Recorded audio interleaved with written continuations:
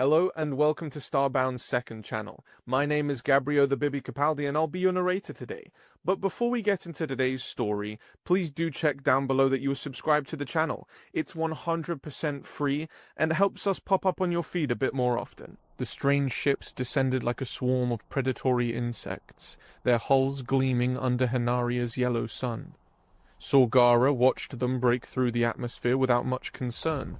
Likely just some traders, she thought, her fingers digging into the rich soil that had sustained generations of her kind. In her 300 years, she had aided countless beings across the galaxy, and once, she had even saved a human child. That single act of compassion, long forgotten in the routine of her simple life, was about to alter an unfortunate reality on the horizon. On the surface, Sorgara appeared almost human-like, bipedal with slender limbs and delicate features that gave her an elven appearance.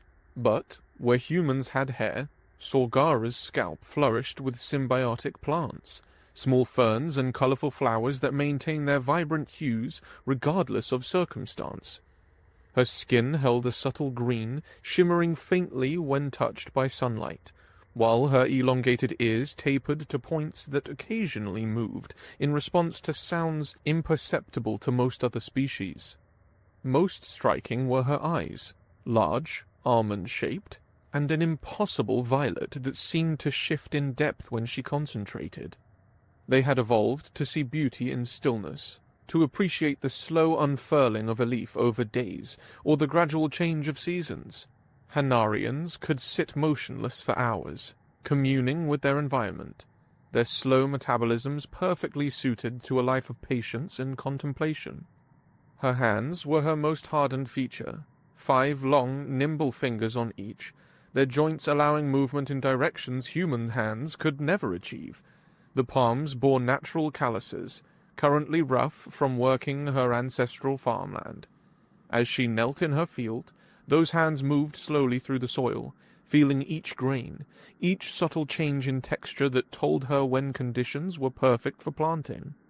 It was the screaming engines of the government ship that broke her concentration. Sorgara lifted her gaze to the sky, narrowing her eyes against the harsh light. The vessel hovered lower than regulations permitted, its emergency lights pulsing an urgent red that sent the local wildlife scattering. A voice boomed across the valley, unnaturally loud and disturbingly fast. "Citizens of Hanaria, return to your dwellings immediately. This is not a drill. Repeat, return to your dwellings immediately. Shelter in place until further notice." The message cycled again, the urgency contrasting sharply with the Hanarian tendency toward written communication. Sorgara rose to her feet, brushing soil from her hands with uncharacteristic haste. All around her, the previously tranquil landscape buzzed with tension. Even the native insects had fallen silent, as if holding their breaths. She ran quickly toward her home, a modest structure of living wood that had been coaxed to grow into wall and archways over decades. The deliberate pace of a Hanarian walk would normally take her 15 minutes to cross her field. Today, she ran, an action so foreign to her physiology that her breath came in painful gasps.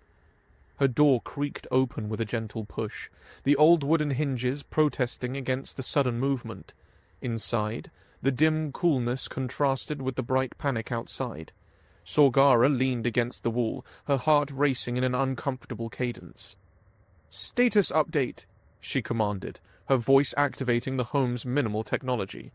Unlike many species, Hanarians had never embraced technological integration, preferring to use it sparingly, only when truly necessary. A spot in the wall across from her shimmered, a simple flat-screen interface activating. No updates available scrolled across in glowing script. With shaking hands, Sorgara retrieved her virtual reality glasses from a drawer where they had lain untouched for nearly a year. The sleek device felt foreign against her skin as she slipped it on, the interface initializing as it synced with her thought patterns. "Connect to global broadcast," she instructed, and immediately her vision was filled with the face of the Planetary Council leader, His plant hair wilted with stress, the vibrant colors unchanged but the plants themselves drooping noticeably. "Unprecedented aggression," he was saying, his voice steady despite the evident strain. "The Gronax fleet entered our system 3 rotations ago, disabling our early warning systems before we could alert the population. We have attempted communication, but received only automated hunting protocols in response." The council leader paused, his features rippling with a wave of sorrow that made Sorgara's stomachs clench. "It is with profound disappointment that I must inform you that our requests for assistance have been declined. The Galactic Alliance has cited the Remote Worlds Non-Intervention Protocol, claiming our membership status as reclusive and non-committed members renders us non-essential to interstellar stability." Sorgara felt her throat constrict. The Alliance, with its promises of mutual protection and support, had abandoned them to face extinction alone. Her mind flashed to the countless times Hinarian medicinal knowledge had saved Alliance worlds from pandemics, how their botanical expertise had prevented famines across a dozen systems. "Evacuation ships have been..." the leader hesitated. "The evacuation ships designated for our quadrant have been redirected to important Alliance worlds as a precautionary measure." A wave of betrayal washed over Sorgara, so intensely that her plant hair trembled, shedding small leaves that drifted to the floor. In her long life, she had witnessed political maneuverings, resource disputes, even minor skirmishes, but never such cold abandonment. The glasses slipped from her face as she sank to the floor. Her mind tumbled back through time to a memory she had filed away centuries ago. The cold metal corridors of Trading Outpost 7, where she had been researching alien botanical samples. The screams that had led her to a storage compartment. The human child cowering inside, bleeding from a shallow wound, eyes wide with terror as a Gronax hunter stalked towards him, mandibles clicking in anticipation of the kill. She remembered how she had intervened without hesitation, placing herself between predator and prey. How she had used her knowledge of chemistry and thrown a vial of acid at the predator, scaring it away from the little human. The look of awe on the child's face when the hunter ran in fear. How she had tended his wounds with a healing paste from one of her own symbiotic plants. "What's your name?" she had asked, applying the salve to his arm. Gohar, the great galactic explorer," he had declared with all the gravity a 7-year-old human could muster, before adding in a smaller voice, "But my mum calls me something else." She had returned him to the human delegation, accepting their profuse thanks with typical Hinarian reserve, and departed on the next transport. For years afterwards, messages had arrived from Earth. Gratitude, updates on the boy's progress, invitations to visit. She had never responded, falling prey to what the faster species called the long-lived procrastination, the tendency of her kind to indefinitely postpone what seemed non-urgent.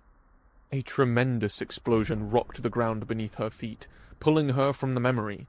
Sorgara scrambled to the window, her movements uncharacteristically jerky. The sky had darkened with Gronax ships, their distinctive barbed silhouettes blotting out the sun. Energy weapons lanced from their hulls, striking the capital city visible on the horizon. Even at this distance, she could see buildings collapsing, entire districts erupting in flames. With a sudden, desperate clarity, Sorgara activated her communication terminal. Earth was a minor power in galactic politics, largely isolationist since their disastrous First Contact wars. But they were also the only species she had personally aided in a way that created what humans called a life debt. The terminal activated. "Connect to Earth message relay," she instructed. "Subject, help request." She winced at the uncertainty. "Site Outpost Serenity 7 incident, approximately 22 standard years ago." A pause. Then, connection established. Legacy contact maintained in diplomatic archives. Recording. Sorgara took a deep breath. The air tasted of distant smoke. "This is Sorgara of Haneria.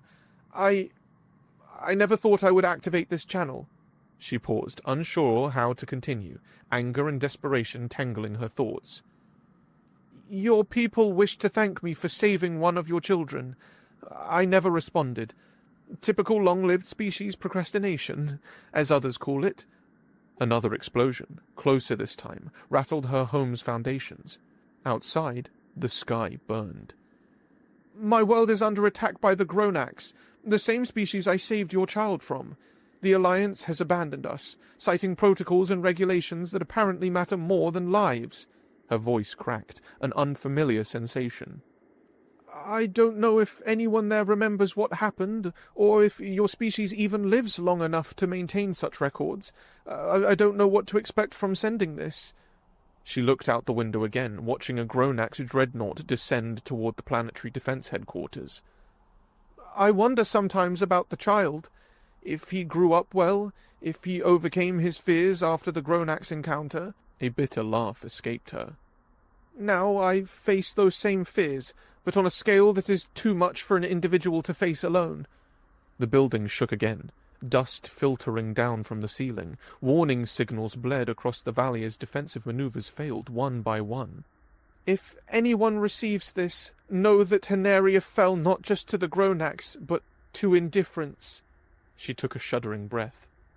"And if by some chance that child, or perhaps an old man now, I suppose, should hear this, I hope your life was good. I hope it was worth saving." The transmission cut off as another explosion rocked the house, sending Sorgara stumbling against the wall. Through the window, she watched in horror as the first wave of Gronax landing craft pierced the clouds, descending towards the surface of the world she had always called home. The minutes stretched like hours as Sorgara hunched beneath her window, debris raining from the ceiling with each new explosion. The transmission to Earth felt like shouting into a void, futile, desperate, and already forgotten in the chaos engulfing her world.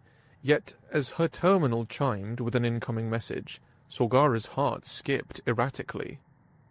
A simple line of text appeared. "Hold on, we are coming." She read it again, struggling to comprehend. Hold on? Hold on for what? And who was we? Centuries of experience had taught her to be wary of empty promises. How many times had the Alliance representatives spoken of mutual protection, of solidarity among member worlds? Words were easy, especially when spoken from the safety of distant systems. "You expect me to believe humans will come when the Alliance fled?" she whispered to the empty room. The terminal offered no response, its screen now dark and silent. Sorgara paced her small home, fingers tracing the living wood of walls that had witnessed her entire life. Another explosion, more distant this time, sent a minor tremor through the floor. With a resigned sigh, she retrieved her discarded VR glasses, brushing off dust before slipping them on again. "Connect to emergency government broadcasts," she instructed. The images that filled her vision made her gasp. The entire city was unrecognizable, its elegant spires of living wood reduced to smoldering rubble. Drone footage showed Hanarians fleeing through streets choked with debris and flame, their normally carefree movements accelerated to desperate flight. "The eastern agricultural districts are completely under heavy bombardment," announced a harried-looking official, his plant hair nearly bald from stress shedding. "Citizens in these areas must proceed immediately to designated underground shelters." A map appeared, highlighting locations that blinked with alarming rapidity. Sorgara noted with grim resignation that her region was already marked in red. Evacuation no longer recommended. Stay in place, hope for survival. The broadcast switched to a senior military commander, her uniform scorched and torn. "We have confirmed the Gronax fleet contains 17 capital ships and approximately 400 smaller vessels. Their tactics remain consistent with previous encounters: systematic targeting of communication arrays, defensive installations, and population centers." The commander's eyes, sunken with exhaustion, stared directly into the camera. "For those unfamiliar with Gronax behavior, We must emphasize. They are not attacking for resources or territorial expansion. Despite their technological capabilities, the Gronax remain bound by instinctual imperatives of their evolutionary past. Images appeared of a Gronax, bipedal but hunched, with strong exoskeletons and multiple compound eyes set in a streamlined head. The mandibles that dominated the lower face opened and closed in a constant, unsettling movement. The Gronax built battleships before they developed a concept of trade, the commander continued. They achieved faster-than-light travel while still acting on pack-hunting instincts. They do not seek negotiation. They do not recognize surrender. Their neural structures cannot process concepts like mercy or ceasefire. Sorgara removed the glasses, unable to stomach more. She had studied xenobiology enough to understand what the commander wasn't saying explicitly. Their world wasn't being conquered. It was being hunted. To the Gronax, Henaria was simply a new hunting ground, and her people were merely prey. As night fell, Sorgara huddled by her window, watching distant flashes illuminate the northern horizon. Each burst of light represented incalculable devastation. Homes destroyed. Lives ended. Centuries of knowledge and culture reduced to ash. She found herself counting the flashes, as if quantifying the destruction might somehow contain it, make it comprehensible. 1, 2, 3. By the time she reached 500, her eyes burned with unshed tears. The small human message remained her only fragile connection to hope. Hold on, we are coming. As if humans, with their brief lives and limited technology, could achieve what the mighty Alliance would not attempt. That is what she told herself to prevent hope from blinding her. 3 days passed in a blur of distant explosions and deteriorating broadcasts. Government communications became sporadic, then cryptic, then ceased entirely when all satellites were destroyed. Sorgara followed instructions to remain indoors, rationing her scarce food supplies with care. By the 5th day, her carefully organized storage contained nothing but empty containers. Hunger gnawed at her stomach, making concentration difficult. The government's last broadcast had been 18 hours earlier, a garbled message about maintaining shelter protocols. Sorgara pressed her face against the cool glass of her window, looking out at her untended fields. The bova fruit would be ripe now, hanging heavy on vines just visible from the house. The government had been explicit. Remain indoors at all costs. The Gronax deployed hunter drones to seek out isolated individuals, but hunger made decisions where reason faltered. They will find me eventually, whether I starve inside or harvest outside, she murmured, her voice raspy from disuse. The choice, when framed that way, became simple. Sorgara moved with caution, remaining low as she slipped through her door and into the open air. The familiar scent of her land, rich soil and ripening fruit, contrasted jarringly with the acrid tinge of distant fires. She kept her eyes on the bova vines, estimating she would need only minutes to gather enough food for several days. The sky remained overcast, occasional gaps in the cloud cover revealing glimpses of orbital battles still raging above. The ground vibrated periodically with distant impacts, but her immediate surroundings remained eerily peaceful, as if her small corner of Henaria existed in a separate reality from the invasion. She had filled half her harvest bag when a faint buzzing sound caused her to freeze mid-reach. Gronax drones were distinguishable by their biological components, part machine, part genetically modified Gronax sensory organs. This unnatural fusion created surveillance devices with instinctual hunting patterns. The buzzing grew louder, and Sorgara carefully calculated her options. The drone would detect movement. Her home was 20 meters away, too far to reach before being spotted. The bova vines offered minimal concealment. The irrigation ditch to her left provided the only practical hiding place. With a fluid motion belying her mid-age, Sorgara slid into the shallow ditch, pressing her body into the damp earth. The buzzing intensified as the drone passed overhead, its sensors sweeping the area in predictable patterns. Solgara controlled her breathing, forcing her body to stillness as centuries of life experience took over. Minutes passed in agonizing slowness before the drone moved on, its buzzing fading toward the western fields. Solgara remained motionless, knowing the devices often doubled back to catch prey that emerged too quickly.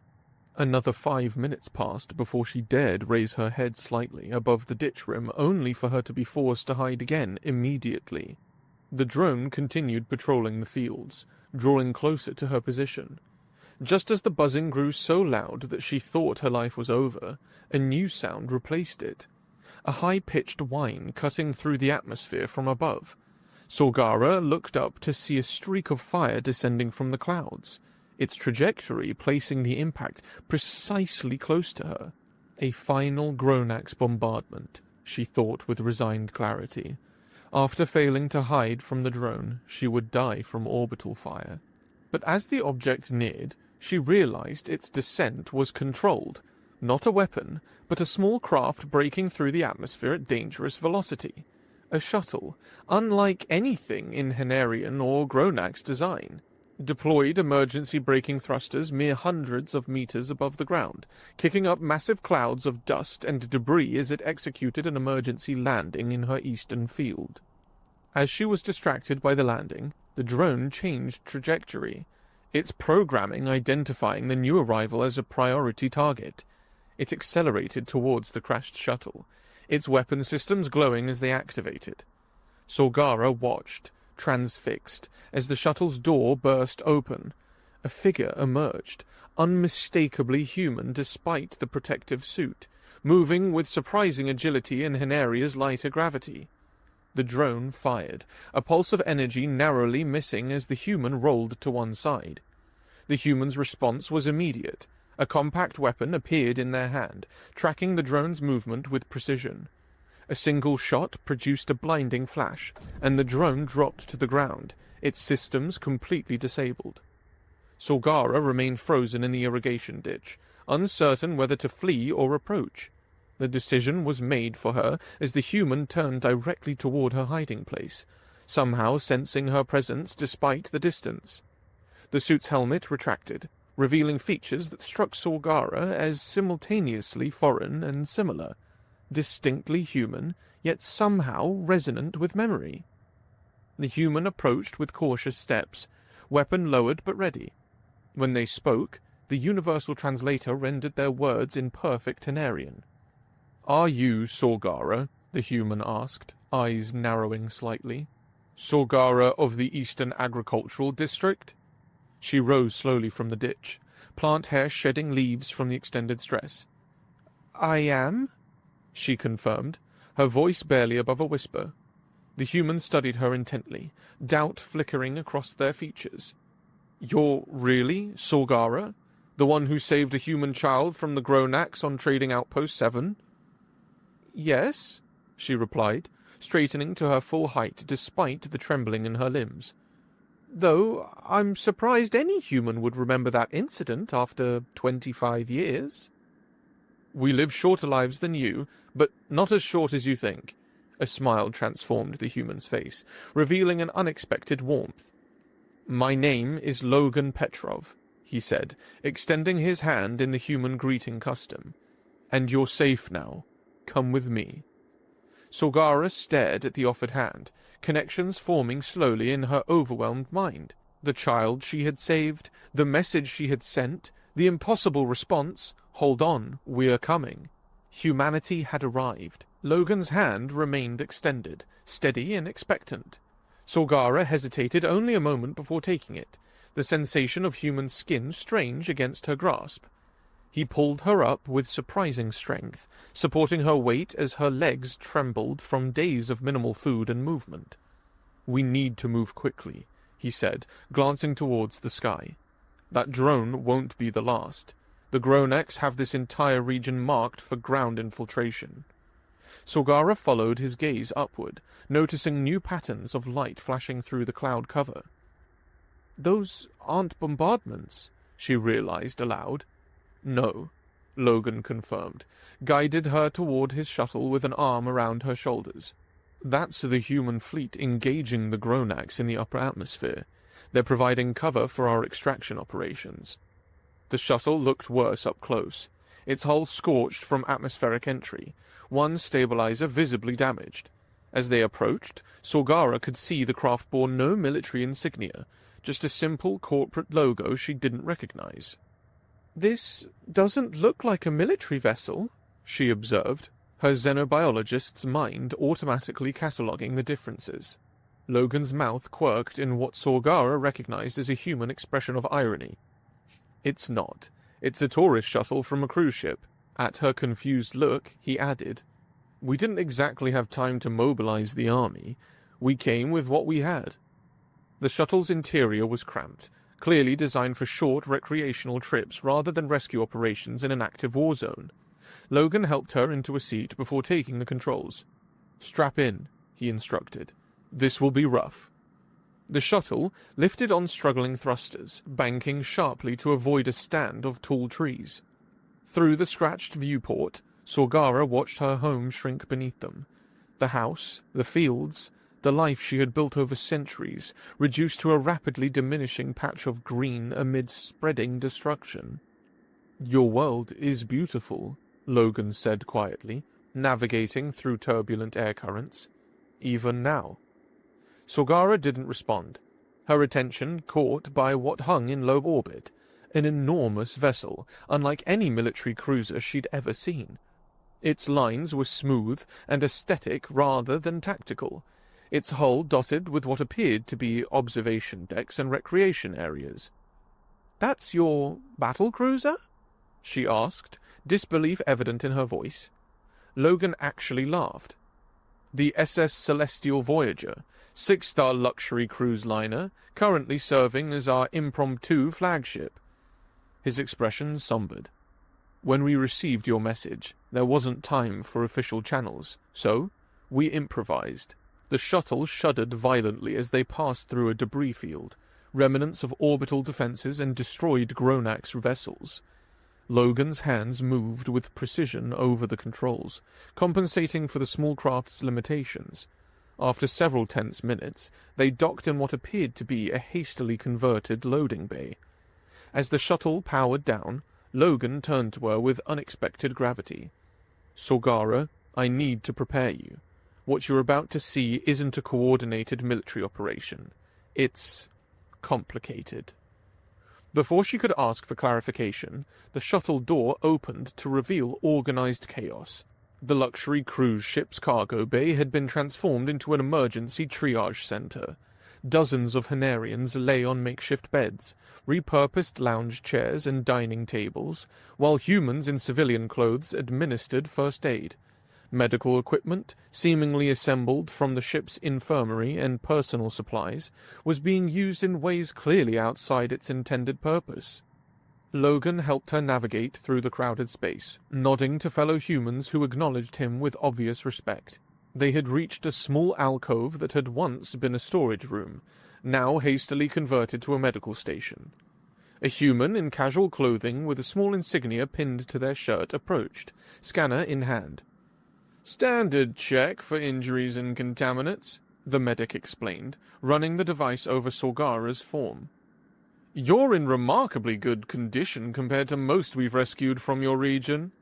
Sorgara sank onto the edge of a cushioned bench, suddenly overwhelmed. "I don't understand," she said, her gaze moving from Logan to the busy scene beyond. "Why are you here? How did humans respond when the Alliance refused?" The medic withdrew tactfully, leaving Logan leaning against the doorframe. "Rest first," he said. "Explanations can wait." "No," Sorgara insisted, rising to her feet despite her exhaustion. "I cannot rest while my planet burns. I cannot flee while my people suffer.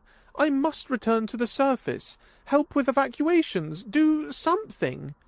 Her plant hair wilted visibly, small leaves detaching and drifting to the floor as her distress manifested physically. The cramped room made her sudden agitation more pronounced as she moved towards the door.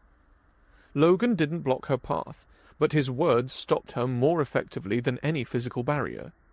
"Humanity has joined the war," he stated simply, his tone matter of fact. "This will be over in a day or two. You can rest now. Putting yourself at risk won't help anyone." Sorgara froze, disbelief evident in her posture. She turned slowly, studying his face for any sign of deception or bravado. "That's impossible," she finally said. "The Gronax hunting fleets have devastated worlds far more technologically advanced than Earth. Even the Alliance feared direct confrontation." In response, Logan merely gestured towards a small porthole. Through it, Sorgara could see distant flashes of light, precise, coordinated patterns of fire that symmetrically targeted Gronax vessels. As she watched, a Gronax dreadnought split apart under concentrated energy bombardment, its destruction oddly silent from their orbital vantage point. "3 questions," Sorgara said, turning back to Logan. "I have 3 questions that need answering before I can accept what you're telling me." Logan nodded, a hint of respect flickering in his eyes. "Ask." "First, how could humanity possibly defeat the Gronax so quickly when established galactic powers fear to engage them directly?" A small smile played at the corners of Logan's mouth. "Humanity has never lost a space war," he said with quiet confidence. "We're not that technologically superior to many species, but we're very, very good at war, and we excel at killing things." The blunt assessment carried no pride, only a pragmatic acceptance. The Gronax evolved as pack hunters. Humans evolved as persistent predators. Different evolutionary strategies for obtaining food, but we've had much more practice applying our instincts to warfare. Our story with wars is complicated. Something in his tone made Sorgara shiver slightly. She moved to her second question. "Why would humanity risk itself for Hanaria? We've maintained minimal diplomatic relations. We've had no strategic alliance, no valuable resources you need." Logan hesitated, his expression softening. "The story of a lone alien who saved a human child from a predatory Gronax went viral when your message reached Earth," he explained. "Social media campaigns, public petitions, politicians couldn't ignore the outcry. The public demanded action." "You expect me to believe your species launched an interstellar rescue mission because of public opinion?" Sorgara's disbelief was evident. "That a campaign mobilized what appears to be private vessels and civilian volunteers to confront the Gronax?" "Not exactly, but the campaign helped a lot with money," Logan admitted. "Which brings us to your third question." "Who are you, really?" Sorgara asked directly. "And why did you rescue me from my farm, when there are so many cities that would be more fitting for a rescue mission?" The ship rumbled slightly as it adjusted its orbital position. Through the open doorway, Sorgara could see other rescued Hanarians being escorted to the rest areas, their expressions mirroring her own confusion and tentative hope. "I started the campaign, Sorgara," Logan said after a long pause. "I'm the child you saved on Trading Outpost 7. The revelation hung in the air between them, simultaneously impossible and obvious. Sorgara studied his face, the determined set of his jaw, the confidence in his movements that believed his apparent youth. How could this be the terrified child she had protected? "But you're—" she began. 29 years old, he supplied. "Human lifespans are shorter than Hanarians, but not as brief as you seem to think."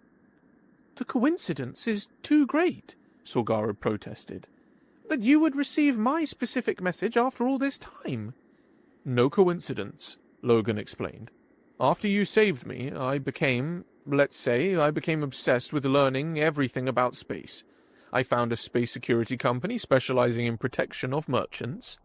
When your message came, it was automatically flagged for my attention." "You own a security company with a private fleet?" Sorgara asked, incredulous. "And you personally came to extract me from a war zone?" Logan's expression grew complicated.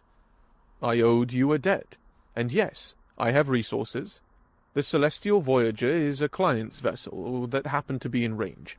My company provides security for most major human cruise lines. Sorgara's mind struggled to process this information. But you couldn't be that child, she insisted, her voice crackling slightly. The child called himself Gornar, the great galactic explorer. An unexpected laugh echoed in the now empty medical alcove. Logan ran a hand through his hair in what Sorgara recognized as a gesture of embarrassment. Human children have big imaginations, he explained, a flush coloring his cheeks. I was going through a phase of creating grand aliases. My mother found it entertaining until it became confusing for everyone else. The weathered table between them bore scratches from countless previous messengers. Logan traced one particular scratch with his finger, a nervous habit that made him suddenly seem younger. I did dream of being an explorer, he admitted. Life had other plans. Security work pays better than exploration. Less romantic, but more practical. He glanced up as the ship's announcement system called for additional personnel to the bridge. Would you like to see the viewing deck? You'd have a better perspective on what's happening. He led her through narrow corridors with exposed pipes and wiring, where crew members rushed past on urgent tasks, nodding respectfully to Logan as they passed. They climbed a squeaking metal staircase to the upper level, where Logan used his security badge to access a restricted area. Double doors opened to reveal what had once been the crown jewel of the cruise ship, a bowl-shaped glass structure extending outward from the hull, designed to give wealthy passengers an unobstructed view of the cosmos. Simple benches arranged around the perimeter showed signs of wear from years of use, but the view they offered was breathtaking. Sorgara gasped involuntarily as the full panorama of her world spread beneath them. From this vantage point, the pattern of the conflict became clear. Human vessels pushing Gronax ships away from population centers, creating safe corridors for smaller craft to conduct evacuations. We'll restore your world, Logan said quietly, standing beside her at the viewing rail. Our missiles are hitting the targets, and some small countries are constantly joining the fight. The Gronax will be driven back. You have my word. The gentle vibration on the deck beneath their feet as the ship maneuvered to a new position seemed to underscore his promise. Sorgara found herself believing in him, against all logic and experience. 2 days had passed since their conversation in the viewing deck. Sorgara stood in the same spot, hands rested lightly on the railing, watching her world below. The transformation was remarkable. Where before there had been constant flashes of weapons fire and the glow of burning cities, now there was silence and stillness. The skies of Haneria had cleared of smoke enough to reveal the natural beauty of the landscape, vast forests, winding rivers, and the patchwork of agricultural districts stretching to the horizon. Scattered debris floated in orbit, remnants of destroyed Gronax vessels. The human ships patrolled at regular intervals, some already beginning preparations to depart now that the immediate threat had been neutralized. The first rays of sunrise crept across the planet's curved edge, bathing the viewing deck in a golden light. The space around her had changed as well. What had been a private sanctuary during their initial conversation was now bustling with activity. Crew members moved efficiently through the area, reconfiguring the ship for its return to civilian use. Other rescued Hanarians had discovered the peaceful vantage point, some meditating quietly on benches while others engaged in hushed conversations about rebuilding efforts. It's almost hard to believe, Logan said, joining her at the railing. 48 hours ago, we weren't sure we could hold the orbital line. Sorgara turned slightly, noting the fatigue evident in his posture. You haven't slept, she observed. Neither have you, he countered with a small smile. She returned her gaze to the planet below. I wanted to thank you, she said, the words feeling woefully inadequate. What your people have done for mine, she trailed off, unable to articulate the enormity of the debt. No thanks necessary, Logan replied. Basic human reciprocity. You save one of ours, we save your planet. Seems fair. His tone was light, clearly attempting humor to ease her obvious discomfort with gratitude. Sorgara couldn't match his casual demeanor. The disproportionate exchange weighed on her. One child saved versus an entire civilization preserved. How could conventional expressions of thanks possibly suffice? What gesture could acknowledge such an imbalance? Her plant hair shifted slightly in response to her internal turmoil. A subtle movement that caught Logan's attention, though he didn't understand its significance. The flowers nestled among the foliage had begun to brighten, their colors intensifying in ways that would have been instantly recognizable to another Hinarian. "The first shuttles will begin returning people to safe areas tomorrow," Logan said, misinterpreting her silence as concern. "Recovery teams have already established ground operations in the least damaged regions. Your home area was fortunate. Minimal structural damage. You could be back in your fields within days." Sorgara nodded absently, her mind elsewhere. A sudden inspiration straightened her posture, her hand moving hesitantly to one of the flowers growing among her plant hair. The gesture was deeply significant in Hinarian culture, something she had performed only twice in her 3 centuries of life. The particular flower she selected was special, a vibrant indigo bloom with iridescent edges that caught the light in hypnotic patterns. In Hinarian tradition, the symbiotic flowers were more than mere decoration. They were extensions of self, living embodiments of connection to their world. To separate one and offer it to another was the ultimate expression of gratitude and respect. Her fingers paused, uncertainties flooding her mind. Would a human understand such a gesture? Would he comprehend its significance, or would the cultural context be lost entirely? The physical separation of the flower would be uncomfortable. These plants were connected to her nervous system in subtle ways, but the symbolic meaning made such discomfort irrelevant. With delicate precision, she carefully detached the flower from its stem, suppressing a wince at the brief neural feedback. The bloom remained vibrant in her palm, its natural biochemistry ensuring it would not wither for weeks, perhaps months. "Logan?" she said formally, turning to face him directly. "In our culture, we have few material possessions and fewer ceremonial exchanges. But there is one tradition reserved for moments of profound gratitude." She extended her hand, the flower resting on her palm. "This is a symbiotic bloom from my own plant hair. It is a part of me. Our biology allows us to share these only rarely, and the gesture is considered our highest expression of thanks." Logan's confusion was evident as he looked at the offered flower. "It's beautiful," he said carefully. "But if it's a part of you, I can't accept removing it. I wouldn't want to harm you." "The separation has already occurred," she explained patiently. "Its acceptance honors the sacrifice. Refusal would be—" She searched for a term he might understand. "It would compound the neural feedback significantly." His expression shifted to concern. "Does it hurt you?" "That is not relevant to the ceremonial meaning," she replied, the flower still extended.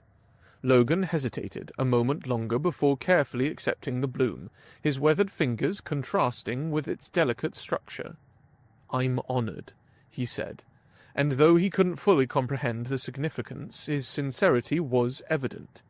Several Hinarians across the viewing deck had noticed the exchange, their reactions ranging from shock to solemn approval. Such gifts were rare enough that even in their traumatized state, they recognized the gravity of what they had witnessed.